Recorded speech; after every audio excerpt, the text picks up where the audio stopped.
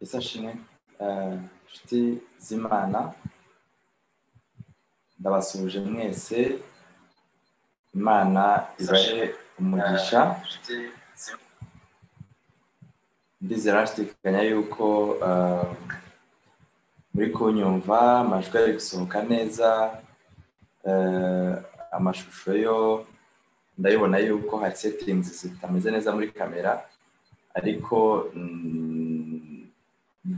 uko twegera imbere Imana izagenda iduha uburyo kugira ngo bikemuke uko bimeze twagerageje kugira ngo amashusho azasa neza cyane ariko nubwo bitaragenda neza uko biri biruta uko ubushize byari bimeze kuko ubushize byabaga byijimye uko biri hari umucyo kuba hari ukuntu ishusho itagaragara neza mu byihanganire Imana izadufasha bizagenda neza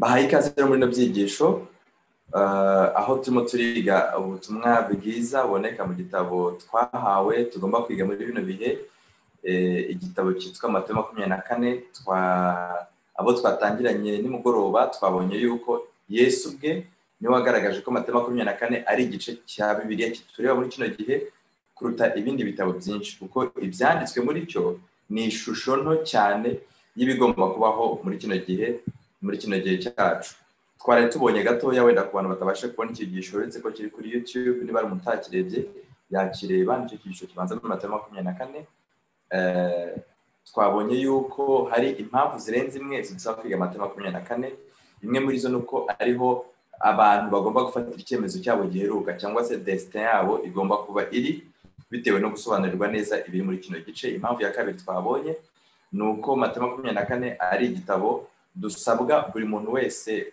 kwiga ahuza inyandiko n'inyandiko bigatuma akurira mu byamwuka impamvu ya gatatu twabonye nuko ari igice cyagenewe abantu bo mu itorero no kuvuga yuko abari hanze mu itorero ntabwo basabwa kwiga Matayo 24 kuko bo bafite ubundi butumwa bagenewe ariko abari mu itorero nyirizina byitwa ko itorero ry'Imana itorero ryasigaye basabwa kwiga Matayo 24 icyo gice cyose twabonye kandi ko Matayo 24 ari igice gihuza n'amateka mu buryo bw'ukuri bwo kwiga ubuhanuzi kuko abandi bigisha ubuhanuzi barabugoreka bafata ibintu biriho bakabyita ko byabayeho mu gihe cyashize abandi bakavuga ko ibiriho atari iby'ukuri ahubwo uwabifata nk'ukuri yabagize ubwaka bakabishyira mu gihe kizaza abo ni aba-futurist ariko Matayo 24 ni igitabo cy'intambara ikomeye byanditse mu buryo bumwe ko igitabo cy'intambara ikomeye ni kimwe mu bitabo niba atari cyo cyonyine gisigaye cyerekana ibyariho mu gihe cyatambutse kikabivuga nk'ukuri nk'uko biri kikavuga ibiriho uyu munsi ndetse kikanagaragaza n'ibizaza mu gihe kizaza nta kintu na kimwe gikosoye nta kintu na kimwe gihinduyemo cyangwa kigire icyo kigabanya muri ubwo butumwa bw'ukuri uyu munsi rero tugiye kwiga amagambo meza tugiye kwibaza tuti amateka agiye kwisubiramo icyateye Yerusalemu kurimbuka bwa mbere ni ikihe icyateye Yerusalemu kurimbuka bwa kabiri ni ikihe ese ikigiye kuzarimbura isi muri kino gihe ni ikihe ni icyigisho cyiza ndakurarikira kugira ngo ufatanye natwe gukurikira ijambo ry'Imana kandi nk'uko murambibasaba ndabifuza inkunga y'amasengesho kuko ibi bintu biba bisaba ikoranabuhanga tuba tugomba gufatanya kugira ngo dusenge ridahagarara cyangwa se akagira kirogoya iboneka mu ijambo ry'Imana bityo Satani akaba yakwishima cyane yuko kubw'ijambo ry'Imana bari imitima abantu benshi cyane baba bakizwa n'ijambo ry'Imana rero ndagusaba inkunga y'amasengesho ubwo tugiye kwinjira muri kino cyigisho reka duce bugufi tubahe Imana aho turi maze dusenge Mana yacu turagushimiye cyane izina ryawe ryiza rihabwe icyubahiro tugushimiye yuko uduhaye amahirwe kugira ngo twongere tumbure ijambo ryawe turagusabye tukwinginga cyane ngo uvugane natwe ubwo tugiye kumbura ijambo ryawe uturinde kugira ngo turyijyanemo ahubwo turakwize Mwuka Wera arituyoboreremo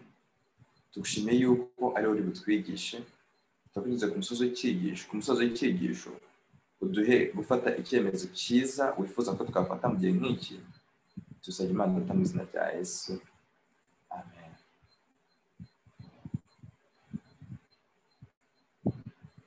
amen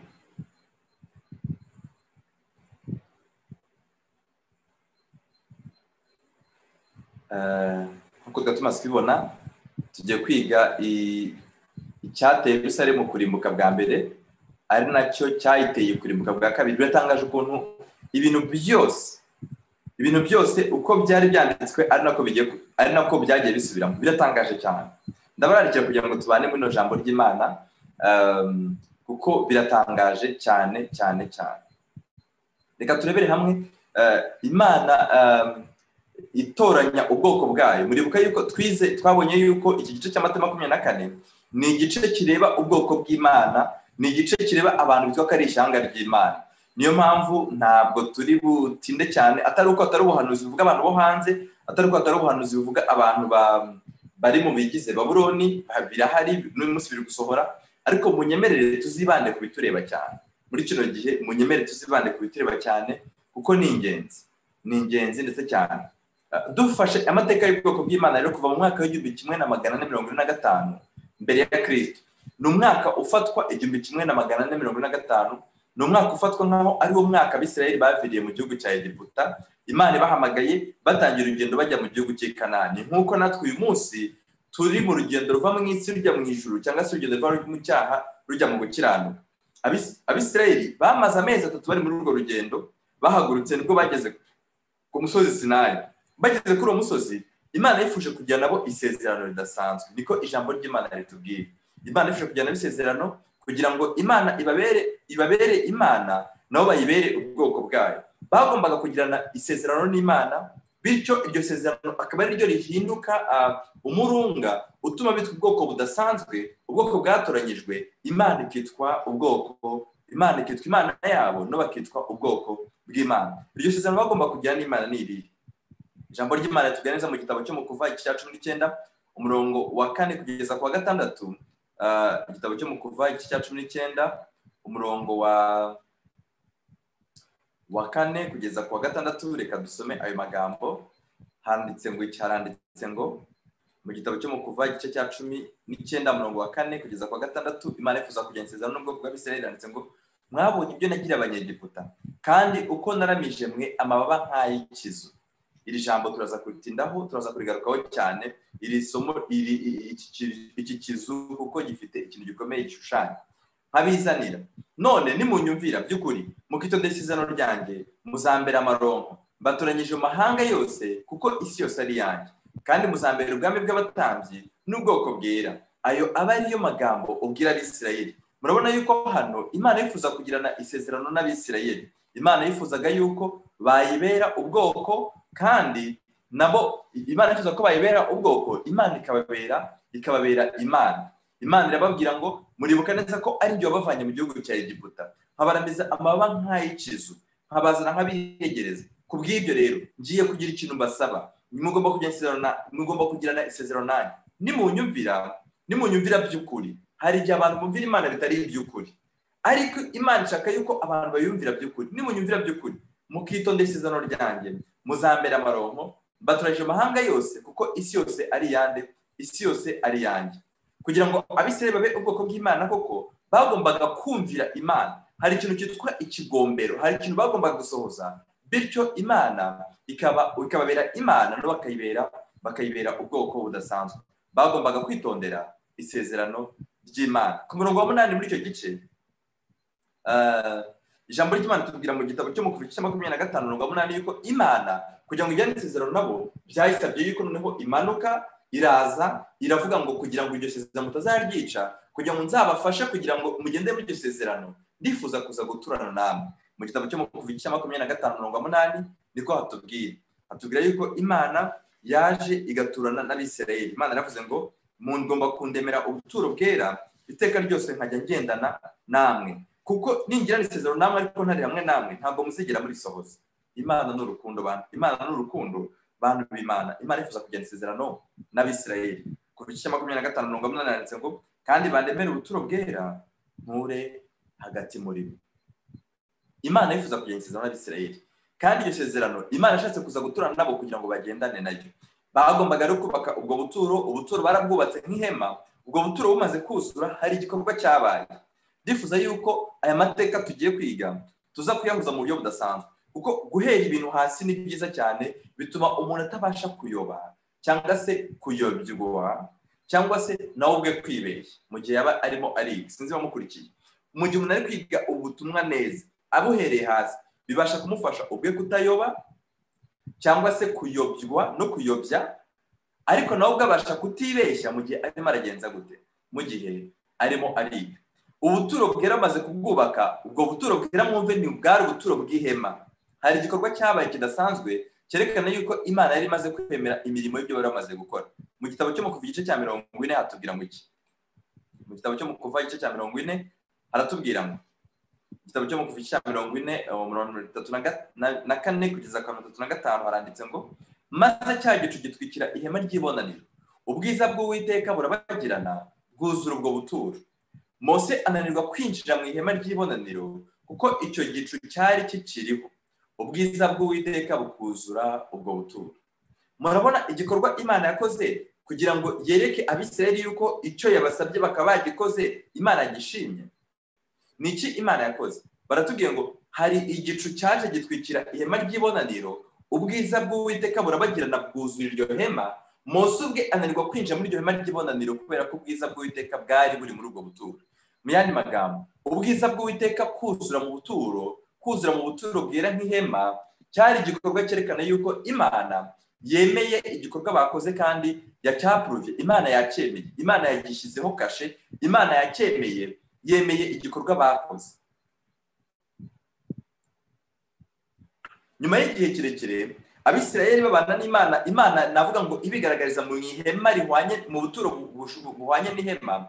Nyuma y'igihe kirekire Abisirayeli baje kugira igihe no bubaka urusengero rwaje kwitirirwa Salomo. Nubwo mu by'ukuri urwo rusengero rutari rwa Salomo, ahubwo rwa rusengero rw'Imana, ariko rwaje kwitirirwa Salomo. Urwo rusengero biratangaje kubona ko urusengero rwo bamaze kurwubaka, ubwiza bw'Imana nka Shekina nabwo bwagarutse bukuzura uru rusengero. Niko ijambo ry'Imana tubwira mu gitabo cya mbere cy'Abami igice cya 8 umurongo wa 10, batubwira yuko ubwiza bw'Imana none bwaje kuzura urusengero nk'uko byagenze ku ihema rya mbere, nk'uko twabonye mu gihe cya Mose.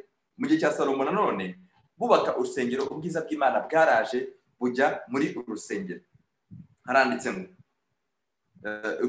igitabo cya mbere cy'Abami cya 8 umurongo wa 10 kugeza ku 11, mwafata Bibiliya tukajyana. Haranditse ngo, nuko abatambyi bavuye ahera, igicu cyuzura inzu y'Uwiteka, bituma abatambyi batabasha guhagaramo ngo bahereze ku bw'icyo gicu, kuko ubwiza bw'Uwiteka bwari bwuzuye inzu y'Uwiteka. Murumva yuko nanone mu gihe cya Salomo urusengero rumaze kubakwa rukuzura, urusengero rwaje gutwikirwa n'igicu, ubwiza bw'Uwiteka cyangwa se Shekina bwuzura urwo rusengero kugeza ubwo abatambyi batabashaga guhereza. Niko ijambo ry'Imana ritubwiye. Hombi rero, yaba ari mu butayu mu gihe bari bakigendana n'Imana mu buryo bw'ihema, yaba no mu gihe bari bamaze kugera mu gihugu cy'isezerano bakubaka urusengero rwaje kwitirwa Salomo, hombi buri cyo barangiza kubaka, iyo barangiza gukora igikorwa cyitwa kubaka urusengero, ijambo ry'Imana tubwiye yuko hari ubwiza bw'Imana bwahitaga bugenza gute, bwahitaga bwuzura muri urwo rusengero. Ubwo bwiza bw'Imana buratangaje kuko bwakomeje kuguma mu rusengero rwitiriwe Salomo kugeza ubwo Abisirayeli baje kuzajyanwa i Babuloni. Donc kuva igihe Abisirayeli bubakiye urusengero rwaje kwitirirwa Salomo ukazageza igihe Nebukadinezari yaje kururimbura, kuri urwo rusengero rwa mbere rwarimbuwe, ijambo ry'Imana tubwira yuko ubwiza bw'Imana bwari bukiri muri urusengero. Biratangaje kubera ko turaza kubona yuko no mu gihe cya Yesu yavugaga hari ubwiza bw'Imana bwavuye ku rusengero mbere y'uko rusenga. Kandi muri kino gihe cyacu nk'uko mwabibonye, turaza kureba twibaze ngo mbese ubwiza bw'Imana buracyari mu bwoko bw'Imana, ubwiza bw'Imana buracyari ku rusengero cyangwa bwaje kuruvaho? Ni icyigisho cy'ingenzi cyane dukeneye kumva muri kino gihe. Ni ingenzi cyane yuko twumva aya magambo kuko yanditse mu ijambo ry'Imana. Tubona yuko amateka yaje kwisubiramo yo kwigomeka kw'Abisirayeli umunsi ku munsi. Abisirayeli baje kugera igihe banga kumvira Imana. Abisirayeli baje gucumura Uwiteka. Ijambo ry'Imana tubwiye ko bamaze imyaka igera kuri 800 bakora ibyangwa n'Uwiteka, bacumura ku Uwiteka, kumvira Uwiteka bya bintu Uwiteka yabasabye byaje kuzabananira. Noneho Abisirayeli bisoza ijambo ry'Imana tubwiye ko ubwiza bw'Uwiteka bwaje kubavaho, urusengero rurasenywa, umurwa urarimburwa. Mu gihe cya Nebukadinezari yazaga, hari icyaha bakoze, Uwiteka yavuze ngo iki nicyo kigiye gutuma harimbuka. Icyo cyaha cyiswe ikizira. ntabwo ikizira kiganisha ku kurimbuka cyanditse muri Matayo 24 gusa, ahubwo tugiye kureba yuko na mbere yuko Yesu aza bwa mbere urusengero rugiye rwitiriwe Salomo rukiriho, Abisirayeli bakoze icyitwa ibizira byaje kuganisha urwo rusengero kugenza gute, kukurimbuka. Si urusengero gusa ahubwo n'umurwa w'Abisirayeli. Igitabo cya kabiri cy'ibyo ku ngoma igice cya 36 umurongo wa 14 kugeza ku murongo wa 16. Mwafata ijambo ry'Imana tukajyanirana. Igitabo cya kabiri cy'ibyo ku ngoma igice cya 36 umurongo wa 14 turakomeza tugeze ku murongo wa 16. Handitse ngo cyaranditsemo, kandi abatambyi bakuru bose n'abantu baracumuraga cyane bagakurikiza ibizira. Iri jambo murabona yuko twari sulinye, twarishyizeho akantu. Ndifuza yuko murumva yuko aha ni mu gihe cya mbere baratubwira, kandi abatambyi bakuru bose n'abantu baracumuraga cyane bagakurikiza ibizira byose bikorwa n'abanyamahanga, bakanduza inzu y'Uwiteka yari yarereje i Yerusalemu. Uwiteka Imana y'abasekuruza ikabatumaho intumwa zayo, ikazinduka kare igatuma, kuko yababariraga cyane abantu n'ubuturo bwayo. Ariko bagashinyagurira intumwa z'Imana, bagasuzugura amagambo yayo, bagaseka abahanuzi bayo, kugeza ubwo Uwiteka yarakariye abantu b'uburakari, ntibabona uko babukira. Murabona yuko Abisirayeli, ijambo ry'Imana ritubwiye iki? Ijambo ry'Imana ritubwiye ko Abisirayeli bakoraga ibyitwa ibizira. Ibyo bizira bakoze nibyo byatumye barimburwa. Ntabwo barimbuwe kubera ko Imana ari inyamujinya, oya. Ntabwo barimbuwe kubera ko Imana atari inyarukundo, oya. Ntabwo barimbuwe kubera ko Imana uburinzi bwayo yananiwe kubarinda. Ahubwo ijambo ry'Imana ritubwiye yuko bakoraga ibizira. Ibyo bizira nibyo byabaganishije kugenza gute, kukurimbuka. Kandi iyo bakoraga ibi bizira, Imana itubwiye yuko yabatumagaho iki? Yabatumagaho abahanuzi, ikabatumaho intumwa, ariko ngo basuzuguraga amagambo y'intumwa z'Imana. Kandi Imana yabatumaho abahanuzi bakabaseka. Ese nshuti z'Imana, nubwo wenda tugiye kwita tujya muri kino gihe cya gatatu, wenda kuko ni amateka agomba kwisubiramo, muri kino gihe abahanuzi b'Imana cyangwa se abantu Imana ituma ko abahanuzi ntabwo ari abagomba kuza bakatubwira ngo narose numvise ijwi, oya. Abahanuzi ni abantu batuzanira ijambo ry'Imana bakaritubwira, mene magambo ni ababwiriza. Ese ababwiriza Imana agiye igutumaho kenshi, wewe wigenzura abandi, wigenzura ngo pastor runaka, umuyobozi w'icyiciro runaka cy'itorero cyangwa se umuyobozi w'urwego runaka rw'itorero, oya. Wowe banza ufate umwanya wigenzura, uvuge ngo mbese uyu mubwiriza runaka, ubutumwa nigeze kumva runaka, ese ubutumwa bwanyuze ku byogajuru, ubutumwa numviye muri TMI, ubutumwa numvise mu mubwiriza runaka, wongereho n'ubu ngubu urimo urumva uyu munsi, naba ari ubutumwa nemera, naba ari ubutumwa numva nkumva bugomba gutuma nihana, cyangwa ubutumwa ndabuseka, kubera ko icyo nicyo cyiswe kizira cyaganisha abantu kugenza gute, kukurimbuka. Aho ni ku muntu ku giti cye. Ariko naho nk'ishyanga naho byageze ubwo batubwiye ngo abatambyi bakuru, abo ni abapasitoro, n'abantu baracumuraga cyane. Murumva ko barabatandukanyije. Hari abatambyi bakuru nk'icyiciro cyabo cyitwa abapasitoro aberejwe ubugabura, kandi hari n'abitwa abantu no kuvuga ngo ni ba rubanda dusanzwe nkatwe twese. Bose bahuzaga hamwe bagakora icyitwa ibizira. Aho ndi kuvuga nk'ishyanga. Muri kino gihe abapasitoro bacu, abayobozi bacu baba bakunze ubutumwa cyane, cyangwa ahubwo bari guseka imiburo Uwiteka atanga anyuze mu bagaragu bayo, anyuze mu bantu Imana ituma kugira ngo ubutumwa buvugwe, ariko bakabaseka, bagasuzugura amagambo Uwiteka atumye ku bantu baciye bugufi, boroheje, ariko bavugana n'Imana, bakorana n'Imana kugira ngo Imana iburire ubwoko bwayo. Ese ubutumwa buremerwa cyangwa arimo burasekwa? Nababwiye ngo ni ugukora komparizo gusa, ntabwo turi buri muntu wese arifatira icyemezo. Ibintu byakomeje kuba bibi. Ibintu byakomeje kuba bibi cyane, niko ijambo ry'Imana ritubwira. Ibintu byakomeje kuba bibi cyane, abantu bakoraga ibizira kugeza ubwo Imana yita ubwoko bwayo maraya. Mwibaze ahantu Imana ibasha kubona ubwoko bwayo, ikabubona bwageze ahantu buhinduka nk'irindi shyanga nk'abandi bantu basanzwe. Imana yise ubwoko bwayo maraya. Mu gitabo cyo muri Ezekiyeli igice cya 16 umurongo wa 15, Ezekiyeli mufate ijambo ry'Imana tujyane. Ezekiyeli igice cya 16 umurongo wa 15, ijambo ry'Imana ritubwira yuko Ezekiyeli 16:15, turasoma amasomo amwe namwe. Muri kino gice haranditse ngo Yerusalemu hagiranwa n'umugore wabaye maraya. Yerusalemu haragiranwa n'umugore wabaye maraya. Niko ijambo ry'Imana riri kutubwira. Ubwoko bw'Imana, abantu Imana yatoranyije, Imana igeze ubwibagereranya na maraya. haranditse ngo turasoma ku murongo wa 15 dusimbuke tume umurongo wa 22 dusimbuke tume umurongo wa 30 haranditse ngo umurongo wa 15 haranditse ngo ariko wirinde ubwiza bwawe maze usambana bitewe no kogezwa kwawe ubusambanyi bwawe ubuha abahisi bose uba uwabo. Murumva yuko abantu b'Imana bakoze ibizira cyane. Ntabwo aya magambo Imana irimo iravuga, ari amagambo yabwiwe abantu, ntabwo ari amagambo Imana yabwiye abantu b'i Babuloni cyangwa Imana yabwira abantu b'i Siriya cyangwa Imana yabwira abantu bo mu Edomu, oya, amahanga y'abanyamahanga, ibihugu by'abanyamahanga. Aya magambo Imana yabwira ubwoko bwayo, ubwoko bwatoranyijwe. Mwibaza ahantu Imana igiranye ubwoko bwayo na Maraya, nuko yaramaze gukora ibyangwa n'Uwiteka cyane. Umurongo wa 22.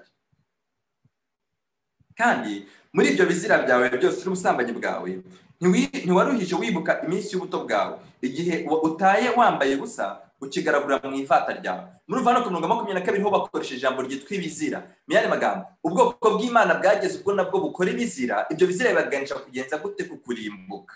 Umurongo wa 30 ho ubwoko bw'Imana bwiswe maraya mu buryo bwahuranyije. Mwami Uwiteka aravuga ati umutima wawe ko utihanganye ugakora ibyo byose, umurimo w'umugore w'igishegabo cya maraya. Ubwoko bw'Imana, aya magambo nk'uko nababwiye muraza gusoma kuri titre ya muri 16. Ntabwo abantu Imana yari arimo arabwira aya magambo ari Abasiriya, ntabwo ari Abedomu, ntabwo ari abantu b'abanyamahanga, oya, bari ubwoko bw'Imana, ubwoko bwatoranyijwe. Bageze ubwo bitwa abamaraya. Imana birayibabaza cyane. Hano muri ikintu muri 16 umurongo wa 2 handitse ngo mwana w'umuntu menyesha Yerusalemu ibizira byaho. Ese muri kino gihe wenda twihuse, muri kino gihe natwe twaba mu bwoko bw'Imana, mu itorero ryitwa ko ryatoranyijwe, itorero ryasigaye, twaba natwe dufite ibizira cyangwa ibizira byarangiranye n'isenywa rya mbere n'isenywa rya kabiri. Muri kino gihe cya gatatu mu bwoko bw'Imana nta kizira gihari, ibintu byose ni amahoro, ibintu byose murabona ari amen. Ibintu byose ntabwo ari amen, oya. Ahubwo Imana iravuga ngo ni Imana iri gutanga uyu muburo, ni Imana iri guhamagara abantu mwana w'umuntu. Imana ibwira Ezekiyeli, ariko muri kino gihe Ezekiyeli ntawe ukiriho, Ezekiyeli ninjye nawe. Imana iravuga ngo mwana w'umuntu menyesha Yerusalemu ibizira byawe, kandi ibizira nibyo biganisha kugenza gute kukurimbuka. Mwibuke neza muri Matayo 24 ejo twaraharebye, tuzajya n'umwanya wihariye wo kuhiga, tuziga ibyitwa ikizira cy'umurimbuzi. Ikizira cy'umurimbuzi, murabona yuko kuva na kera ubwoko bw'Imana mbere yuko harimbuka, Imana yabonaga hari ibizira birimo birakorwa mu bwoko bw'Imana, kugeza ubwo Imana yifuzaga yuko haburirwa, kandi Imana ikabona yuko mu bwoko bwaho ibizira bihari byavugwa. Mwana w'umuntu bwira Yerusalemu ibizira byawe.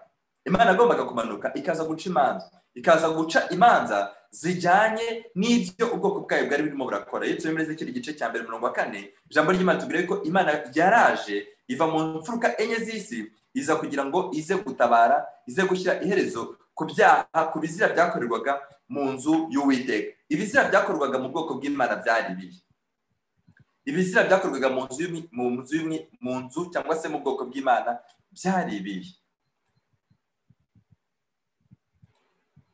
Ibizira byakorwaga mu bwoko bw'Imana byari ibihe. Reka tusome muri Ezekiyeli igice cya 8 umurongo wa 16.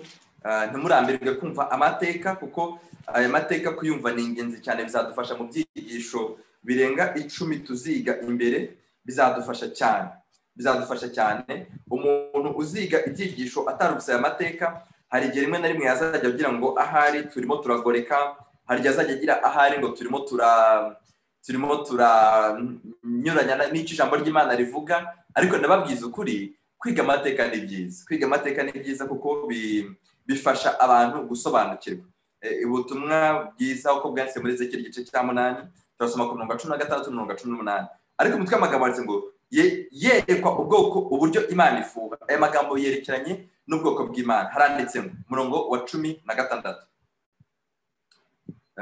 Reka duhinduke dore ku murongo wa 15. Maze arambaza ati mbese urabibonye mwana w'umuntu we?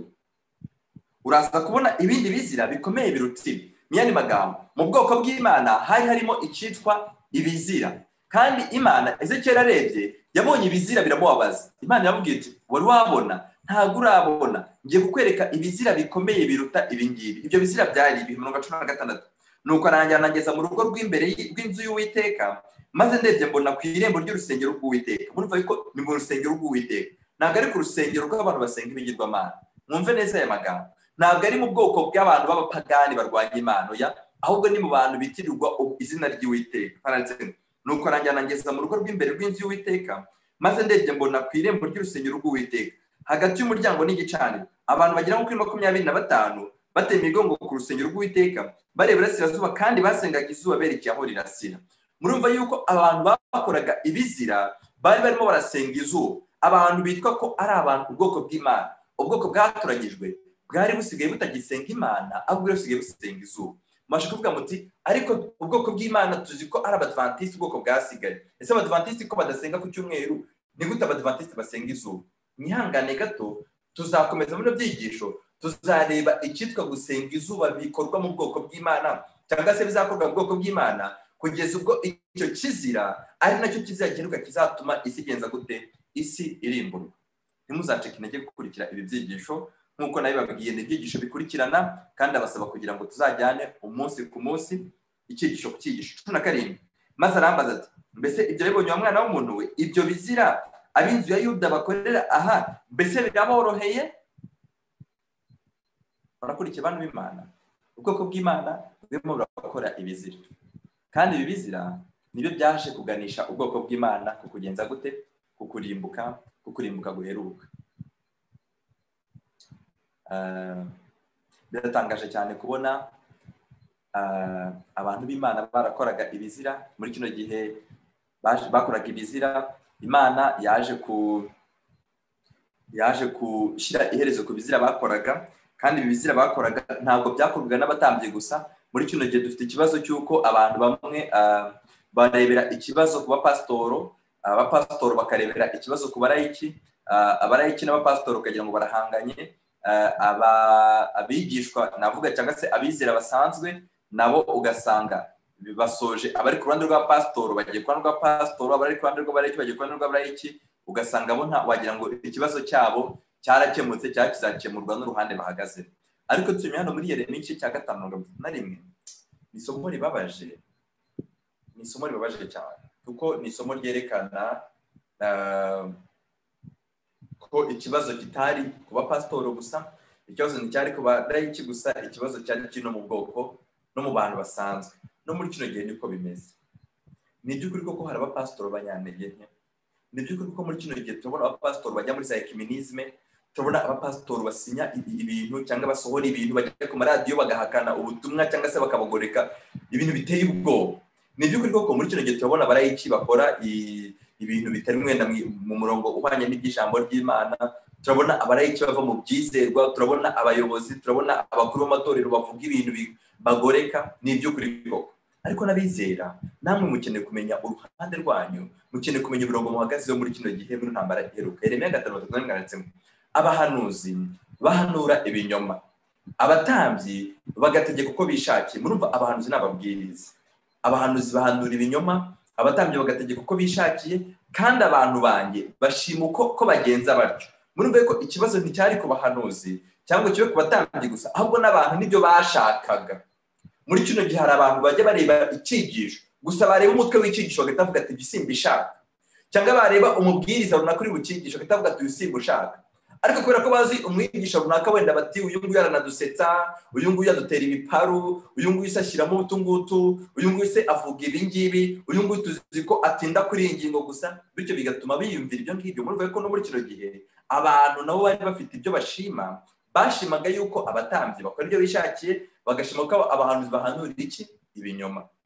Amaherezo yabo mbese muzabigenza gute? No muri kino gihe inshuti z'Imana, ndagira mbabwire yuko ibi bintu ni amateka arimo aragenza gute, ni amateka arimo arisubiramo, ndetse ari kwisubiramo cyane. Ariko mbere yuko ahantu harimburwa, Imana, ijambo ry'Imana tubwira yuko Imana ishobora kurimburana abanyabyaha n'abakiranutsi. Kuva mu gihe cyo kurimbuka kwa Sodomu na Gomora, Imana iteka ryose ntabwo ishobora kurimburana abakiranutsi n'abakiranirwa, ahubwo Imana irabanza igafata abakiranutsi ikabashyira ukwabo, abakiranirwa ikabashyira ukwabo, asigaye abakiranirwa bakarimbuka ukwabo, abakiranutsi nabo bakarokoka ukwabo. Ijambo ry'Imana ritubwira neza ko muri Ezekiel igice cya 7:1, ijambo ry'Imana ritubwira yuko Imana yagombaga kuza ikarimbura abantu, ariko mbere yuko ibarimbura, Imana yagombaga kubanza gushyira ikimenyetso ku bwoko bwatoranyijwe, ku bantu bari bafite umwihariko imwihariko udasanzwe. Imana agomba gushyira ikimenyetso ku bantu bayo, abatari ikimenyetso bakabona kugenza gute, bakabona kurimburwa. Murumva aha hari mu gihe cyo kurimburwa k'urusengero, mu rusengero rwitiriwe Salomo, abantu bagomba kubanza gushyiraho ikimenyetso. None no muri kino gihe imiyaga, abamarayika bari mu mfuruka enye bafashe imiyaga kugira ngo Imana ibanze gushyira ikimenyetso ku bantu bayo cyane. Murabona ko no muri kino gihe Imana itegereje ko abantu bashyirwaho ikimenyetso, nk'uko no mu gihe cya Ezekiyeli, ahubwo turimo turasoma abantu bagomba kubanza gushyirwaho ikimenyetso. Ezekiyeli cya 9 umurongo wa 1 kugeza ku wa 7 aranditsemo, maze arangurura mu matwi yanjye n'ijwi rirenga ati, abahawe gutwara umurwa nimubigize hafi, nimubigize hafi, umuntu wese afite intwaro yicana mu kuboko kwe. Nuko mbona abantu 6 baturutse mu nzira y'irembo ryo haruguru ryerekeye Kasikazi, umuntu wese afite intwaro yo mu kuboko kwe, kandi mbona undi muri bo yari yambaye imyambaro y'ibitare, afite ihembe ririmo wino ku itako rye. Maze barinjira bahagarara iruhande rw'igicaniro cy'umuringa, igicaniro cy'umuringa. Nuko basanga ubwiza bw'Imana ya Isirayeli bwavuye ku mukerubi aho bwahoze, bugeze mu muryango w'inzu. Maze ahamagara uwo muntu wari wambaye imyenda y'ibitare, afite ihembe ririmo wino ku itako rye. Nuko Uwiteka aramubwira ati, genda unyure mu murwa hagati muri Yerusalemu, maze ushyire ikimenyetso mu gahanga k'abantu banihira ibizira bihakorerwa byose, bikabatakisha. Bantu b'Imana, murumva aya magambo uburemere bwayo? Ese murabona abantu bagomba gushyirwaho ikimenyetso muri kino gihe giheruka ngo ni bande, mu gihe dutegereje yuko iyi si ishyirwaho iherezo? Abantu b'Imana bagomba gushyirwaho ikimenyetso ni bande? Abantu b'Imana bagomba gushyirwaho ikimenyetso muri kino gihe ni abantu barimo baranihira ibizira. Muri kiriya gihe abantu bashyizweho ikimenyetso, aya magambo twahighlightinze, abantu bashyizweho ikimenyetso muri Yerusalemu ni abantu banihiraga ibizira byakorerwaga muri Yerusalemu bikabatakisha. Muri kino gihe cyacu ndacyari kubabaza, nawe ugenzure ko hari abantu bavuga bati barwanya itorero kubera ko bavuze ibi bikorwa mu itorero. Ese mu gihe cya Ezekiyeli cyangwa muri kino gihe cya mbere yuko Yerusalemu irimburwa, abantu banihiraga ibizira bihakorerwa, mutekereza ko ari abantu bari bahagaze mu murongo w'Imana cyangwa bahagaze mu murongo utari w'Imana? Niba se ari bari bahagaze mu murongo w'Imana, ijambo ry'Imana tubwiye ko bavugaga iki? Nta kindi bavugaga ibizira biri mu bwoko bw'Imana, bakabinihira bakabisengera, ariko kandi banabivugaga bakabicyaha. Abo bantu Imana yarabarebye ibona ko bagomba gushyirwaho ikimenyetso, iraza bashyiraho ikimenyetso. Ntabwo bari abantu bashima ibintu bibi bakabifata bakabyambika amazina meza, no, bari abantu bafata ibintu ibizira biri mu bwoko bw'Imana. Aya magambo dore ngaya twayasomye, asigaye Uwiteka barebye abashyiraho ikimenyetso. Amen. Abandi se bo byagenze gute? Iyo tuje ku murongo wa 5 ijambo ry'Imana tubwira yuko abandi Uwiteka yarabasanze, maze arangije aravuga ngo bagende bahanwe. Murongo wa 5 handitse ngo babandi arababwira ati, arababwira numva ati, nimugende munyure mu murwa mumukurikiye, maze mukubite amaso yanyu yo kubabarira, kandi mwe kugira ibambe. Mutsembeho umusaza n'umusore n'inkumi n'abana bato n'abasore n'abagore, ariko umuntu wese ufite icyo kimenyetso mwe kumwakura, ndetse muhere mu buturo bwanjye bwera. Nuko bahera kuri abo basaza bari imbere y'inzu. Mu cyongereza baravuga ngo they began with the elders who were before the temple. Bahereye ku basaza, bakoresha abasaza mu kinyarwanda cyacu, ariko mu cyongereza elders ni ijambo yego rikoresha abasaza, ariko kandi rinakoreshwa bavuga abakuru b'itorero. Murabizi yuko ku matorero bakoresha icyongereza bavuga yuko iyo tuvuga abakuru b'itorero turavuga ngo ni elders of the church. Nanone hano baravuze ngo bahereye kuri elders who were before the temple. Bahereye ku bakuru b'itorero barabakubita, barabagira nabi kubera ko nibo bakoraga ibizira, no bari bayoboye ibizira byakorerwaga imbere y'inzu y'Imana. Muri kino gihe ibizira biri mu bwoko bw'Imana, ababishyigikira ni bande? Ababitiza umurindi ni bande? Abagerageza kugira ngo babisigirize barebe yuko rwose bitatuma bagirana ikibazo wenda n'umuyobozi watumye muri iyo ntara cyangwa se mu rwego runaka rw'itorero ni bande? Abo kuri church local, abo ku itorero local, n'abakuru b'itorero.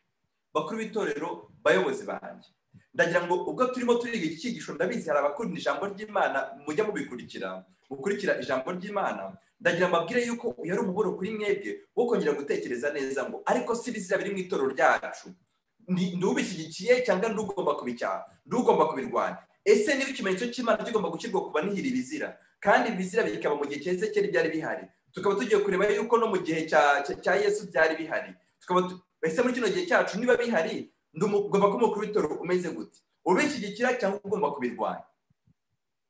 Utekereze neza, ugenzure neza umugabane uhagazemo.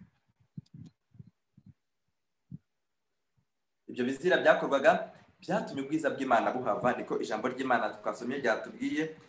Batubwiye neza yuko ubwiza bw'Imana bwaje kuhava, kandi usomye neza hano mu gitabo cyo muri Ezekiyeli igice cya 10 twihuse ku murongo wa 19 batubwira yuko ubwiza bw'Imana bwaje kuva hano burigendera. Ezekiyeli cya 10 umurongo wa 19 haranditse ngo maze abakerubi barambura amababa yabo batumbagira imbere yanjye bava mu isi, kandi n'inziga zari iruhande rwabo, maze bahagarara ku rugi rw'irembo rw'inzu y'Uwiteka rwerekeye iburasirazuba, kandi ubwiza bw'Imana ya Isirayeli bwari hejuru yabo. Murumva yuko ubwoko bw'Imana, ubwoko bwakoraga ibizira, abakuru b'itorero bakaba ari bari bayoboye icyo gikorwa cyo gukora ibizira. Ubwoko bw'Imana bwagize ibyago kubera ko ubwiza bw'Imana, bwa bwiza bw'Imana bwigeze butaha inzu nk'uko twabibonye mu gihe cya Salomo. Ubwiza bw'Imana bwaje guhita bugenda, maze abakerubi bakuba amababa yabo bagenza gute? Barigendera. Baje kugenda ukomeje mu gitabo cya Ezekiyeli cya 11 batubwira yuko Shekina irimutse ijya ku misozi y'Imyelayo. Aya magambo, aya mateka aratangaje. Kuyiga ugahita ubihuza n'uburyo no mu gihe cya Yesu ariko byagenze, biratangaje. Mureke dukomeze tujye mbere turebe. Ezekiyeli 11 turasoma ku murongo wa 22 n'umurongo wa 23 haranditse ngo Ezekiyeli 11:22-23 handitse ngo maze abakerubi barambura amababa yabo n'inziga zari iruhande rwabo, kandi ubwiza bw'Imana ya Isirayeli buri hejuru yabo. Nuko ubwiza bw'Uwiteka burazamuka buva mu murwa hagati buhagarara ku musozi uri mu ruhande rw'iburasirazuba rw'umurwa. Mu gitabo cy'abahanuzi n'abami batubwira yuko ubwiza bw'Imana bwavuye aho ngaho bukajya ku misozi y'Imyelayo, kuko Imana itashakaga gutura n'Abisirayeli kuko bari mu byaha, ariko kandi yashaka kubareka ngo bajye kure kuko ari Imana y'urukundo, kandi yari Imana yari izi neza yuko bazagera igihe wenda kuko bo bari bagifite igihe cyo kwihana, nibihana bari kuzababarirwa, Imana ikababarira bagabwa icyitwa amahirwe ya kabiri. Ijambo ry'Imana tubwiye ko nk'ingaruka yo gukora ibyo bizira byaje kuyobora ubwoko bw'Imana, maze baganisha kugenza gute? Kurimbuka kwa mwaka wa 460 mwaka wa 486 mbere ya Kristo. Ubwoko bw'Imana, Yerusalemu harasenywa, urusengero rarimburwa. Ijambo ry'Imana tubwira yuko umwaka wa 486 Nebukadinezari yaraje asenya uyu murwa, asenya urusengero, kandi icyatumye urusengero rusenywa kigatuma uyu murwa usenywa nk'uko twabibonye kare, si uko Imana ari inyamujinya, si uko Imana uburinzi bwayo bwari bwashize, ahubwo ni uko bari bakoze ibizira bibaganisha kugenza gute? Kurimbuka. Murumva ikizira cyatumye barimbuka cyaraturutse hanze yabo cyangwa cyaturutse muri bo? Bigenzure. None muri kino gihe ikizira kizatuma iki gihe kirimbuka, cyangwa se ubwoko bw'Imana bwo muri kino gihe burimbuka, cyangwa se isi muri rusange irimbuka, ni kizaturuka hanze cyangwa kizaturuka imbere mu bwoko bw'Imana? Dukeneye kwiga ijambo ry'Imana neza, tuyobowe na Mwuka w'Imana, kuko Umwuka w'Imana yiteguye kutwigisha intambwe ku ntambwe. Yeremiya igice cya 4:13 batubwira yuko Nebukadinezari yaje n'ingabo ze, kandi azanye n'ingabo ze baje ku mababa nk'ay'ikizu. Niko ijambo ry'Imana ritubwira yuko Nebukadinezari yaje kurimbura ubwoko bw'Imana muri icyo gihe, kandi yaje yiswe umukozi w'Imana, yaje ku mababa nk'ay'ikizu. Yeremiya 4:13 haranditse ngo dore azaza ameze nk'ibicu, n'amagare y'intambara azaba ameze nka serwakira, amafarashi azarusha ibisiga cyangwa se ikizu, mu cyongereza bavuga eagles, imbaraga. Tubonye ishyano kuko tugiye kunyagwa. Murabona yuko ubuhanuzi bwa Yeremiya bwari bwarahanuye yuko Nebukadinezari naza aje gusenya uyu murwa wigometse, yagombaga kuzana n'ingabo zimeze nk'ibizu. Mu gitabo cyitwa Amaganya ya Yeremiya, iki gitabo cy'Amaganya ya Yeremiya, wenda kubaza amateka yacyo neza, bavuga yuko ari igitabo cyanditswe Yerusalemu imaze gusenywa, urusengero rumaze kurimbuka, kuko nibwo bari mu maganya.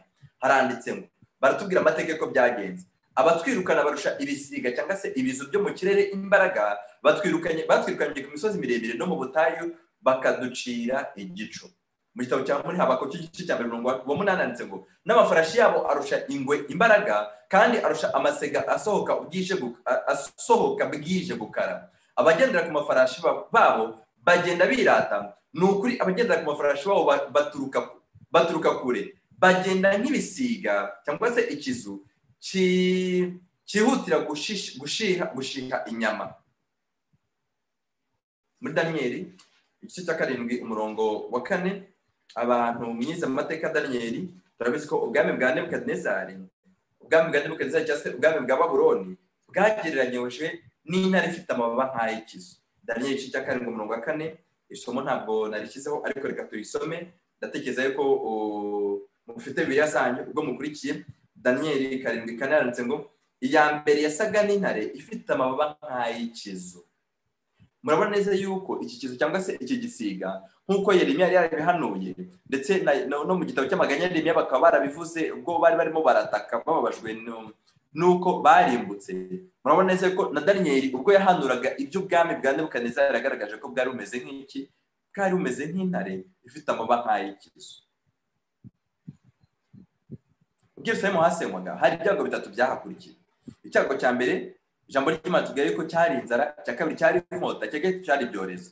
Yeremiya 32 umurongo wa 24-25 kwatubwira.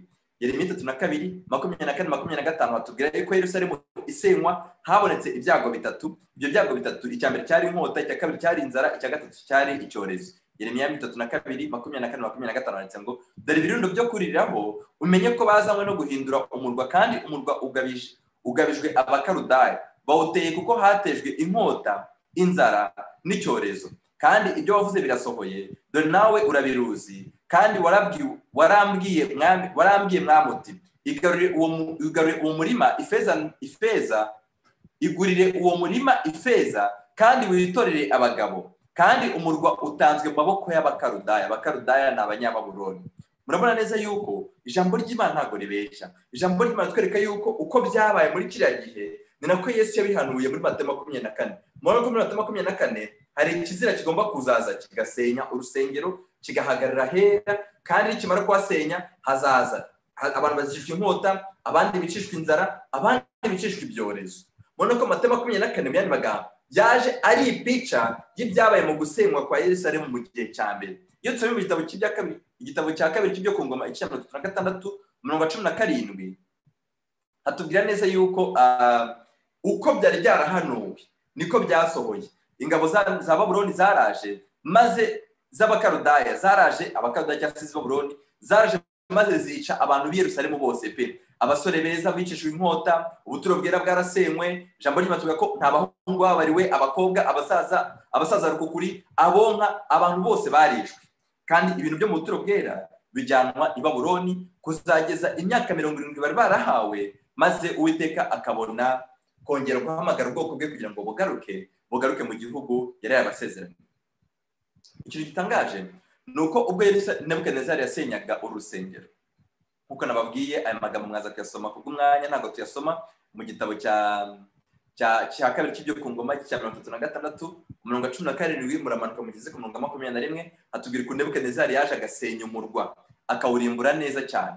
Ariko igitangaje ku bantu mwasomye amateka mu gitabo cy'abahanuzi n'abami, ndetse no mu mateka yo muri Bibiliya mu gitabo cya Yeremiya n'ahandi no muri gitabo cya Ezekiyeli, muraza gusanga neza yuko abahanuzi b'ibinyoma ubwo Nebukadinezari yarimo arasenya umurwa bakomeje kwizeza abantu amahoro, bakomeje kwizeza abantu aho ni mu isenywa rya Yerusalemu bwa mbere, bakomeje kwizeza abantu amahoro, bakomeza kubizeza bitangaza, bakomeza kubizeza ko ari ubwoko bwatoranyijwe, bakomeza kubizeza ko nta kibi kizaba kuri ubwo bwoko, bakomeza kubizeza yuko ahubwo Yeremiya ari umuhanuzi w'ibinyoma, bakomeza kubwira abantu ngo ntimukumve amagambo ya Yeremiya, ntimugakurikire inyigisho ze, Yeremiya azabayobya, Yeremiya azabagusha, ahubwo nimuze mwumve ubutumwa bw'amahoro, nimuze mwumve ubutumwa bwiza.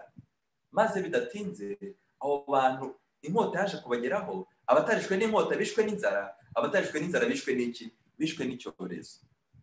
Ariko abumviye imiburo y'Yeremiya yavugaga bagafatanya na Yeremiya kuririra umurwa, bagafatanya na Yeremiya kuvuga ibizira byakorwaga mu bwoko bw'Imana cyangwa se mu cyitwa itoro ry'Imana. Abo bantu bashyizwe ikimenyetso cy'Imana, kandi ijambo ry'Imana twabonye muri Ezekiyeli igice cya 9 n'igice cya 10 yuko abashyizwe ikimenyetso cy'Imana ntabwo bigeze bicwa. Biratangaje kubona ko ibizira byatumye Abisirayeli barimburwa ari nabyo byatumye harimbuka. Yisumye neza mu gitabo cya Yeremiya igice cya 25 umurongo wa 8 ugakomeza ukamanuka ugasoma n'untunga 11 na 18 hatubwira neza yuko ibizira bakoraga niyo byatumye harimbuka. Yeremiya 25 mureke aya magambo tuyasome. Yeremiya 25 murongo wa 8 turakomeza tugere ku murongo wa 11 turasimbuka tujye kwa 11 dusome na 18 yanditse ngo nicyo gituma Uwiteka Nyir'ingabo avuga ati kuko mutumviye amagambo yanjye dore ngiye kohereza imiryango yose y'ikasikazi nyiteranye kandi nzatuma ku mugaragu wanjye Nebukadinezari umwami w'i Babuloni niko Uwiteka avuga mbateze iki gihugu n'abagituyemo n'ayo mahanga yose agikikije nzabatsemba rwose mbagirire igitangarwa n'igitutsi n'imisaka y'iteka. Murongo wa 11 haranditse ngo iki gihugu cyose kizaba umwirare n'igitangarirwa kandi ayo mahanga azakorera umwami w'i Babuloni imyaka 70. Murongo wa 18 Yerusalemu n'imidugudu y'Ubuyuda n'abami baho n'ibikomangoma byaho ngo bihindurwe umusaka n'gitangarirwa n'igitutsi no kuvumwa nk'uko bimeze ubu. Murabona neza yuko aya magambo aratwereka neza yuko ikizira Abisirayeli bakoze nicyo cyatumye barimburwa, uretse ko muri kino gice dusomye tubwiye yuko bari barahawe imyaka 70. Kuvuga ko bahawe imyaka 70 mu yandi magambo ni kivuga yuko bagombaga kumara imyaka, ni ukuvuga ko bagombaga kumara imyaka 70 bari munsi y'ubutware bwa Babuloni, nyuma yaho bakazakomorerwa bakazasubira i Yerusalemu kongera kuhubaka no kuhasana. Ijambo ry'Imana ntiribeshye nkuko tumaze kubisoma mu gitabo cya Yeremiya. Abisirayeli baragiye bajya mu bunyage bamara imyaka 70 mateka muri azina gushaka atindamo. Ijambo ry'Imana rivuga ko bagombaga kuzongera guhabwa ikindi gihe kandi nyuma y'icyo gihe bagombaga kuzongera bakaza bakubaka. Ariko se icyo kizira cyatumye barimbuka ni ikihe kugira ngo turebe yuko ahari mu kongera kubaka Yerusalemu bwa kabiri atari cyo kizira cyagombaga kugaruka kigatuma nanone hongera gusenya. Yeremiya 17 murongo 24 na 25 atubwira neza yuko ikizira bakoraga uretse kuba barasengaga izuba barufite n'ikindi kizira cyatumye Yerusalemu harimburwa cyitwa kwica isabato. Mwasha kuvuga muti ni gute bicaga isabato kandi bari ubwoko bwatoranyijwe? Ese muri kino gihe mugira ngo Abadventiste ko bahawe isabato mugira ngo barayubahiriza? Amatsinda yandi aturuka mu Adventiste harimo abagorozi, abakuzi, abareforme n'abandi. Mugira ngo bo bubahiriza isabato? Benshi muri bo ndetse benshi cyane iyo muganiriye bakubwira yuko batayubahiriza. Hari bamwe mu bantu tujya tuganira byangira amahirwe yo kuganira n'abantu benshi, ntabwo navuga amazina yabo kubera ko wenda bakirimo babisengera, usanga bafite ikibazo ku kwibaza bati ese abadivenitoro ry'ukuri cyangwa itorero ry'ukuri, ariko mwaganira ku bijyanye n'isabato rimwe ugasanga no ku isabato ho barakora. Ukibaza ngo uyu muntu ikibazo cya mbere agombaga kwibaza ni ukwibaza ngo pastor runaka yakoze ibi kuruta kwibaza ngo kuki njyewe ngikora ku isabato. Ese ikintu Imana izamubaza ngo uru rusengero cyangwa ibyavugiwe muri no torero ni ibi kuruta uko Imana izamubaza ngo dore wamenye iby'isabato ariko ntiwayigenderamo. Murebe ikindi kizira cyatumye ubwoko bw'Imana burimburwa. Nkuko nababwiye dukeneye kwigenzura, aho ni ubwa mbere, aha kabiri tukabona kugenzura nk'ishyanga muri rusange. Abenshi rero rimwe na rimwe tugenzura ishyanga muri rusange twigenzura. Abandi bo hari igihe badashaka ko ishyanga rigenzurwa akavuga tuya twigenzure gusa ishyanga tugenze gute tubyihorere. Ibyo byose ni ubuyobyi. Iby'ukuri ni uko hagomba kubaho kugenzurwa k'umuntu ku giti cye, ariko n'ishyanga muri rusange rigomba kugenza gute? Kugenzurwa ko twabonye yuko abanihira ibizira bikorerwa mu bwoko bw'Imana abo bashyizweho ikimenyetso cy'Imana. Yeremiya 17 24-25 Uwiteka aravuga ngo nuko nimunyumvana umwete ntimugire umutwaro muca amarembo y'uyu murwa ku munsi w'isabato, ahubwo mukaweza ntimugire umurimo muwukoraho. Nega abami n'ibikomangoma bari ku ngoma ya Dawidi bazinjira muri uyu murwa bari ku magare y'intambara no ku mafarashi, ubone ibikomangoma byabo n'abantu b'Ubuyuda n'abatuye Yerusalemu, kandi uyu murwa uzahoraho iteka ryose. Amen. Umurwa ugomba guhoraho iteka ryose mu gihe cya Yeremiya iyo abantu bareka kwica isabato, iyo abantu bakomeza kutaginyuza imitwaro mu murwa ku munsi w'isabato, ariko bakomezaga kwicururiza, bagakomeza gukora gahunda zabo ku isabato nk'uko bisanzwe. Muri kino gihe abantu benshi bajya gusenga, n'abakuru b'itorero, abana babwiriza, ariko abana babo bajya kwiga ku isabato, business zabo zirakora ku isabato, amazu yabo y'ubucuruzi arakora ku isabato, imodoka zabo zirapakira imitwaro ku munsi w'isabato. Abandi abana babo baravuga bati twabajyanye ku mashuri meza, amashuri y'Abagatulika, dufite amashuri meza y'Abajesuite yigisha neza cyane. Abana babo bajya kwiga kuri ayo mashuri, ariko abantu bakajya kuririmba ku ruhimbi. mwumve ikintu cyo gikorwa cyatumye umurwa udahoraho iteka ryose. Ariko iyo baza kubaha isabato neza, umurwa ari guhoraho iteka ryose. Iyo baza kumvira isabato, umurwa ari guhoraho by'iteka ryose. 27. Ariko nimwanga kunyumvira ngo mweze umunsi w'isabato, ahubwo mukikora imitwaro mukanyuza amarembo y'Yerusalemu kuri uwo munsi, nzakongeza umuriro mu marembo yaho, uzatwika amanyumba y'Yerusalemu kandi ntabwo uzazinywa. Ni ingenzi kumva ko muri Matayo 24 abantu Yesu yavuze bazaba bahagaze mu gihe giheruka. Mu gihe Yesu yasemwaga bwa kabiri, bari abantu bumvira isabato. Kubera iki? Kuko Yesu yaravuze ngo bagomba gusenga kugira ngo guhunga kwabo kutazaba ryari mu mezi y'imbeho cyangwa ku munsi w'isabato. Byumvikana ko abantu babashije guhunga muri kiriya gihe bari abantu bazi neza ko batagomba gukora ingendo ku munsi wa ryari, ku munsi w'isabato.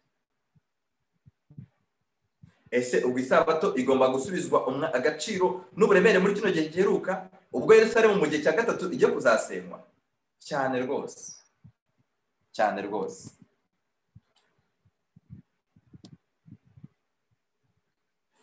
Abisirayeli baje kujyanwa mu bunyage, baza kumarayo imyaka 70. Ijambo ry'Imana ryabitubwiye. Nyuma yaho ijambo ry'Imana ritubwira yuko bari barahawe ubuhanuzi bwo muri Daniel igice cya 9, ntabwo turi ubusome, yuko bagombaga kwamara imyaka 70. Nyuma yaho Yeremiya yari yarabihanuye, Daniel bamazeyo imyaka 70 yongeye gufata igitabo cy'umuhanuzi Yeremiya aragisoma arakiga neza. Amaze kukiga asanga yuko imyaka yari yarahanuwe ari imyaka 70. Maze ijambo ry'Imana ravuga ngo arangije amaze kuyiga amenya yuko igihe cyabo cyo gutagenje gute kigeze, bagombaga gutaha bagasubira i Yerusalemu kugira ngo bongere bahubake bahasane. Dusubire muri Daniel cya 9 umurongo wa 24 na 27. Ariko munyemerere dore ku murongo wa 1 n'uwa 2, nubwo nababwiye ko tutari wasome ntabwo tusome igice cyose, no kugira gusa ngo duhuze aya mateka tuyumve neza. Daniel igice cya 9 umurongo wa 1 n'uwa 2. Mu mwaka wa mbere ku ngoma ya Dariyo mwene Ahasuwerusi wo mu rubyaro rw'Abamedi, wimitswe ngo abe umwami w'Abakaludaya. Umurongo wa 2. Muri uwo mwaka wa mbere ku ngoma ye, njyewe Daniel nasomye ibitabo bisobanurira umubare w'imyaka Yerusalemu hamaze hashewe ko ari imyaka 70, byavuzwe n'ijambo ry'Uwiteka mu kanwa k'umuhanuzi Yeremiya. Murumva ko bamaze imyaka 70 Yerusalemu haragenje gute, harashemwe. Kandi cyatumye hasenywa ni ibizira bakoraga. Ikizira cya mbere twakibonye bakoze nuko basengaga izuba. Ikizira cya kabiri bakoze nuko bicaga isabato kandi ari ubwoko bw'Imana. Muri kino gihe tuzareba ibikorwa abantu bakora bihwanye no gusenga izuba, tuzabireba. Abaririmbyi benshi muri kino gihe barimo barakora ibikorwa bihwanye no gusenga izuba. Mu itorero ryacu hari ibikorwa bihari bihwanye no gusenga izuba. Muri kino gihe tuzabireba muno byigisho. Kandi isabato irimo iricwa mu miryango myinshi y'abantu bitwa ko bari mu bwoko bw'abategereje. Muri commentaire zimwe nabonye mu cyigisho kimwe twigeze kwiga mu confinement gitangira, hari umuntu nabonye wabajije ati pastor wacu yaratubwiye ngo ni pastor w'Itorero ry'Adventiste, ngo ariko ngo guteka ku isabato nta cyaha kirimo, ngo ikibi ni ukujya guhaha, ngo uramutse nk'ifiriti ngo nta cyaha kirimo. Wenda muraza kubibona biri kuri YouTube channel imwe yitwa Last Call Message Ministries. Kuri YouTube channel yaho njya nkunda gusoma message abantu baba baranditse kugira ngo nsubize. Naje kubona commentaire umuntu yanditse ati pastor wacu niko yatubwiye. Pastor ujya kubwiriza abantu akababwira ngo guteka ifiriti ku isabato ngo ntago ari icyaha.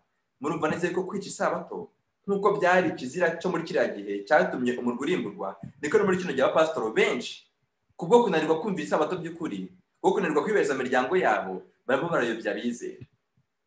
Nta kabuza ibintu bizatuzanira kurimbuka.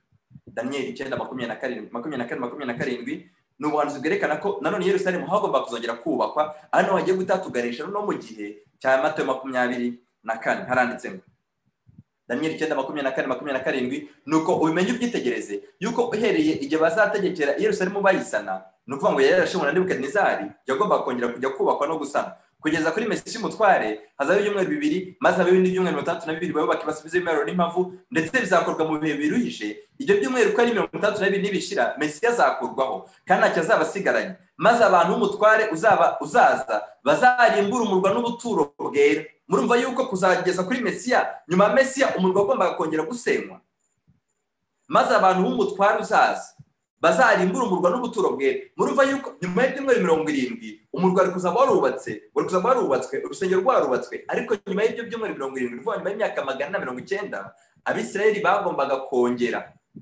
gukora ikindi kintu cyitwa ikizira, icyo kizira kikabaganisha ku kurimbuka, kandi ku kurimbuka kwari kurimbuka guteye ubwoba. Murabona hari muri Daniyeli haratwereka neza yuko hagombaga kongera gusenywa. Uwo iherezo rye rizaba rimeze nk'utemba n'umwuzure w'amazi, intambara n'ibyago bizarinda bigeze imperuka, niko bitegetswe. Uwo mutware azasezerana benshi isezerano rikomeye rimara icyumweru kimwe, nikigera hagati azabuzanya ibitambo n'amaturo. Umurimbuzi azaza ku ibaba ry'ibizira. Murumva ko hazongera kubaho icyitwa ibizira n'umurimbuzi. Turi gusoma muri Daniyeli igice cya 9 umurongo wa 24 kumanuka kugeza ku murongo wa 27. Murumva ko abantu bagomba kongera gukora ikizira kigatuma habaho umurimbuzi. Ibi Daniyeli yari hano imyaka myinshi cyane mbere yuko Yesu aza kubivuga muri Matayo 24. Maze kugeza ku mperuka yategetswe, uburakari buzasandazwa kuri uwo murimbuzi. Tumaze gusoma n'ubundi uwo murongo wa 27 tubonyemo neza iri jambo ryitwa kurimbuka inshuro zirenze imwe, tubonyemo n'ijambo ryitwa ikizira. Nicyerekana yuko nubwo Yerusalemu yaje kongera kubakwa, nubwo Yerusalemu yaje kongera gusanwa, urusengero rukubakwa ndetse no mu rukubakwa, ariko baje kongera bakora ibizira. Ibi bizera baganisha kugenza gute kukurimbuka. Aha ni ku nshuro kangahe? Ya kabiri. Yerusalemu bwari kongera kubakwa dushingiye kuri ubuhanuzi, kandi nyuma yaho bagakora ibizira. Ibyo bizera bikabaganisha kugenza gute kurimbuka. Yerusalemu yaje kubakwa, ntabwo ndinde kuri aya magambo. Iyo musomye mu gitabo cya kabiri cyo ku ngoma y'igice cya 26 umurongo wa 22-23, ijambo ry'Imana tubwira neza yuko umwami witwa Kuro, hanyuma mu mwaka wa mbere w'ingoma ya Kuro umwami w'Ubuperesi, Uwiteka atera umwete umutima wa Kuro umwami w'Ubuperesi ngo ijambo Uwiteka yavugiye mu kanwa ka Yeremiya risohore. Ategeka ko bamamaza itegeko mu gihugu cye cyose, araryandika ati: Kuro umwami w'Ubuperesi aravuze ati, Uwiteka Imana nyir'ijuru yangabije ubwami bwose bwo ku isi, kandi yanyihanangirije kuyubakira inzu Yerusalemu h'i Buyuda. Murumva ko Kuro amaze kubaka, Kuro amaze kwima ingoma, Imana yavugiye muri we, ategeka ko abantu bajya kongera kubaka Yerusalemu no kuyisana. Abantu baje kubaka Yerusalemu, bamaze kubaka Yerusalemu, ijambo ry'Imana tubwira yuko baje kubaka Yerusalemu mu mwaka wa 515 mbere ya Kristo. Urusengero rwaje kuzura. Ababonye urusengero rwa nyuma rwa kabiri babonye ari urusengero rwose rubi, ndetse ijambo ry'Imana tubwira ko abasaza barize bitewe nuko baravuze ati urusengero ni rubi cyane, nta hantu hato ruhuriye n'urwo Salomo yari yarubatse. Urusengero nubwo ubwiza bw'Imana butarutashye, ijambo ry'Imana tubwira ko Yesu niwe wari ubwiza bw'Imana, niwe wagombaga kuzataha urusengero baje kubaka muri kino gihe cya 515. Yesu mu gitabo cya Hagayi igice cya 2 umurongo wa 6-9 hatubwira neza yuko urusengero Yesu yaje kurutaha. Haranditsemo nuko Uwiteka nyir'ingabo aravuga ati, hasigaye igihe gito ngatigisa ijuru n'isi n'inyanja n'ubutaka, kandi nzahindisha amahanga yose umushyitsi, n'ibyifuzwa n'amahanga yose bizaza, kandi iyi nzu nzayuzuzamo ubwiza, ni Uwiteka nyir'ingabo avuga. Hagayi yahanuye yuko urwo rusengero Uwiteka agombaga kurushyiramo nawe ubwiza bwe. Twabwiwe neza yuko ihema ry'ibonaniro rimaze kubakwa, ubwiza bw'Imana bwararitashye. Urusengero rwitiriwe Salomo rumaze kubakwa, ubwiza bw'Imana bwagenje gute? Bwarutashye. Ariko urusengero rwo mu 515 rumaze kubakwa, ntabwo ubwiza bw'Imana bwarutashye. Ariko Hagayi yari yarahanuye ngo nubwo ntarutashye, ariko kizagera ngenze gute? Rutahe. Ubuhanuzi bwa Hagayi bwaje gusohora. Iyo nsomye mu gitabo cya Yohana igice cya 14 hatubwira neza yuko Yesu niyo wari ubwiza bw'Imana, yaje gutaha urusengero. Yohana 1:14 yanditse ngo jambo yabaye umuntu abana natwe, tubona ubwiza bwe busa n'ubw'umwana w'ikinege wa se, yuzuye ubuntu n'ukuri. Aha aratwereka neza yuko Yesu mu bwiza bw'Imana yaje gutaha uru rusengero. Yesu ni wari ubwiza bw'Imana, yaje gutaha uru rusengero. Ni ukuvuga ngo uru rusengero nubwo rutari rwiza bitewe nuko nta bwiza bw'Imana bwarubonetsemo, ariko Yesu nk'ubwiza bw'Imana yaje kurutaha. Yohana 1:14 haratwereka ugusohora k'ubuhanuzi Hagayi bwari bwaravuzwe muri Hagayi 2:6-9. Ubuhanuzi bwo muri Hagayi bwasohoye muri Yohana 1:14. Jambo yabaye umuntu abana natwe, tubona ubwiza bwe busa n'ubw'umwana w'ikinege wa se, yuzuye ubuntu n'ukuri. Luka 19:38 haranditse ngo yenda kugera mu ibanga ry'umusozi wa Elayono, iteraniro rinini ry'abigishwa be bose batangarira kunezerwa no guhimbarisha Imana ijwi rirenga ku bw'ibitangaza babonye byose bati, hahirwa umwami uje mu izina ry'Uwiteka, amahoro abe mu ijuru n'icyubahiro kibe ahasumba hose. Matayo 21:11-12-13 haratubwira ko tujuru Yesu ariwe bwiza bw'Imana, kandi amaherezo yaje kwinjira mu rusengero. Nuko Yesu yinjira mu rusengero, batubwiye ko ariwe bwiza bw'Imana. Yinjira mu rusengero rw'Imana, yirukanamo abaguriragamo bose, yubika ameza y'abavunjaga ifeza n'intebe z'abaguriraga inuma, arababwira ati, byanditswe ngo inzu yanjye iswe inzu yo gusengerwamo kandi mwebwe dore mwayihinduye isenga ry'abambuzi. Aya magambo aratwereka ko Kristo amaherezo yaje gutaha urwo rusengero rwari rwaritiriwe Salomo, uretse ko rwari nako urusengero rwubatswe nyuma rwitiriwe Salomo, ariko rusengero Yesu yajemo muri kiriya ubwiza bw'Imana bwo bwarotashye, niko ijambo ry'Imana tubwiye. Ariko mbere y'uko Yesu avuga ubuhanuzi bwa Matayo 24, nk'uko ejo twabonye ko mbere y'uko Yesu avuga ubuhanuzi bwa Matayo 24 yari amaze gusohoka mu rusengero. Mu yandi magambo, ubwiza bw'Imana niba ari Yesu, mbere y'uko avuga Matayo 24 Yesu yaje gusohoka mu rusengero. Icyamuteye gusohoka mu rusengero ni iki? Ni uko bari baramwanze. Matayo 21:19 hatubwira yuko abantu banze Kristo. Haranditse ngo bukeye bwaho mu gitondo kare asubira mu murwa arasonza, abona umutini iruhande rw'inzira, arawegera asanga utariho imbuto keretse ibabi gusa. Arawubwira ati ntukere imbuto ukundi iteka ryose. Muri ako kanya uwo mutini ugenza gute? Umutini uruma. Nta muntu n'umwe utazi ko igiti cy'umutini gishushanya ubwoko bw'Abisirayeli cyangwa se ubwoko bw'Imana, ubwoko bwatoranyijwe. Yesu niba ari ubwiza bw'Imana bwatashye urusengero rwa kabiri, twabonye yuko mbere y'uko urusengero rwa mbere rusenywa, ubwiza bw'Imana bwavuyeho bujya mu mirima y'imyelayo. Yesu nk'ubwiza bw'Imana mbere y'uko avuga ko Yerusalemu izasenywa, ese nawe yasohotse mu rusengero ajya mu murima cyangwa se mu misozi cyangwa se mu biti by'imyelayo. Matayo 23 atubwira Yesu mbere y'uko asohoka mu rusengero amagambo yari amaze kuvuga.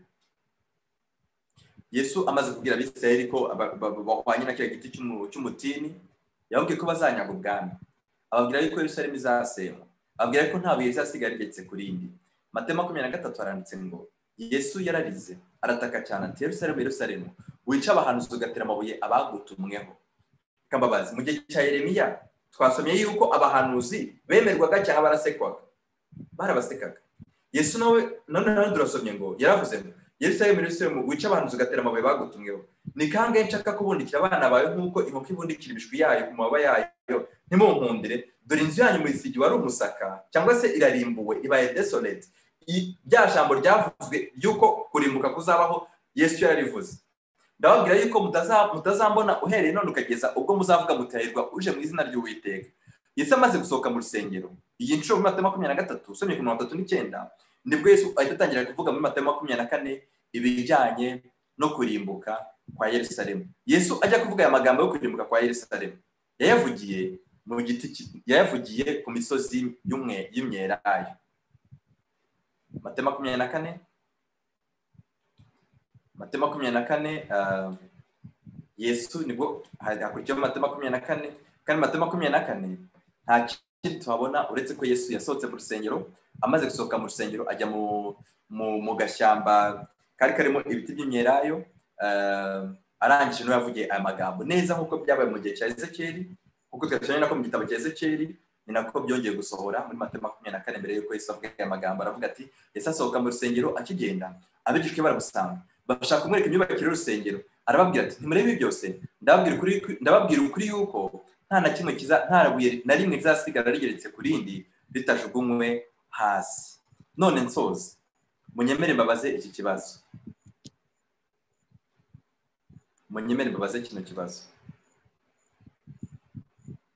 Yerusalemu yari igiye kongera kurimburwa, ko tubonye ko ubwiza bw'Imana bwari Yesu bwatashye urusengero kujya gusohoza ibyo Hagayi yavuze. Yesu ko yarasohotse mu rusengero kiragiye, byari ikimenyetso cy'uko Yerusalemu yari igiye kurimburwa. Yego, byafashe imyaka runaka, ariko Yerusalemu yari igiye kugigenza gutera arimbutse. Shekina se yari bavuyeho kiragiye cyangwa yabagumyeho?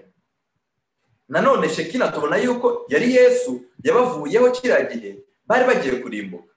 None se muri kino gihe ndifuza kubabaza ikibazo. Ubwoko bw'Imana bwatoranyijwe kuva mu cya 404 ko twabonye ishyanga ryera, Abadventiste umunsi wa karindwi.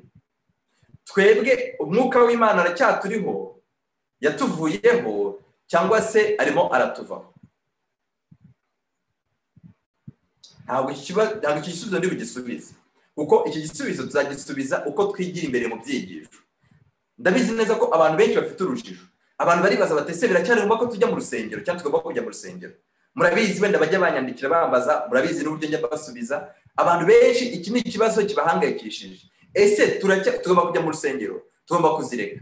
Ese abagorozi bakavuga bati n'ubundi insengero ntabwo zikiri ngombwa, tugomba kujya gusengera mu mirima. Ese ibyo ngibyo byo ni ukuri? Munyemerere uko twigira imbere mu byigisho ijambo ry'Imana zadusobanurira. Murabona ko aya ni amateka arimo aragenda asubiramo. Mu mwaka wa 70 nubwo Yesu yasohotse mu mwaka wa 31, ijambo ry'Imana tuvuga yuko mu mwaka wa 70 harasenyutse, muri hacimo imyaka 30.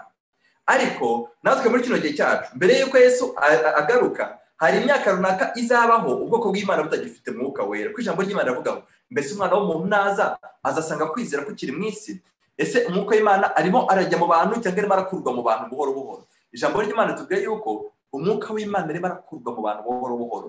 None umwuka w'Imana yaba akiri ku bwoko bw'Imana? Ese umwuka w'Imana yaba akiri mu nsengero zubatswe n'abantu? Ese umwuka w'Imana yaba akiri mu bwoko bw'Imana? Cyangwa nk'uko Yesu yavuye kuri aba bantu mbere y'uko hasenywa, natwe tukaba tuzi yuko iyi si imperuka yegereje, umwuka w'Imana yamaze kuva ku itorero ryayo. Munyemerere tuzabane mu byigisho biri imbere, ubwo tukiri kwibaza ngo ikizira kiri hafi kuzaza.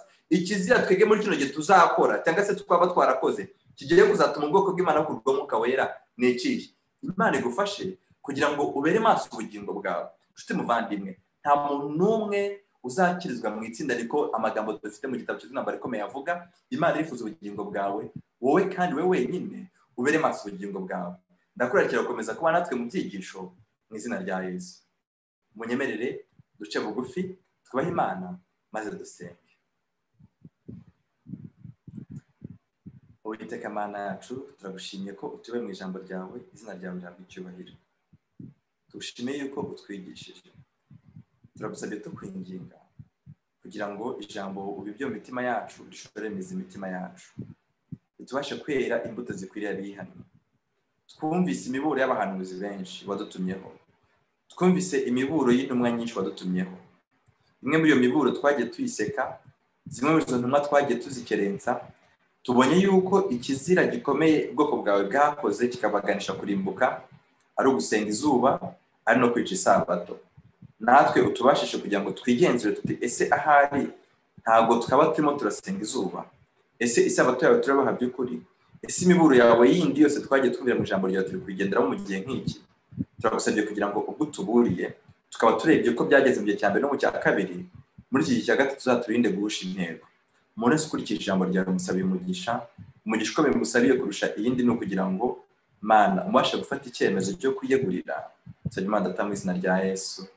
Amen. Amen. Imana ibaha umugisha, kandi rwose ndabararikira kugira ngo dukomeze tubane mu byigisho uko bijya mbere. Imana ibaha umugisha. Na hejuru ubundi saa 2 ku isaha yo mu Rwanda. Umwami Yesu abane namwe mwese. Murakoze.